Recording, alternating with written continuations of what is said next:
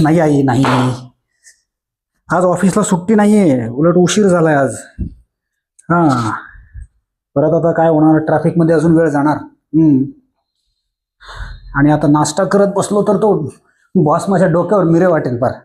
हो, तुला नाही माहिती, माहिती कसं आहे. हा.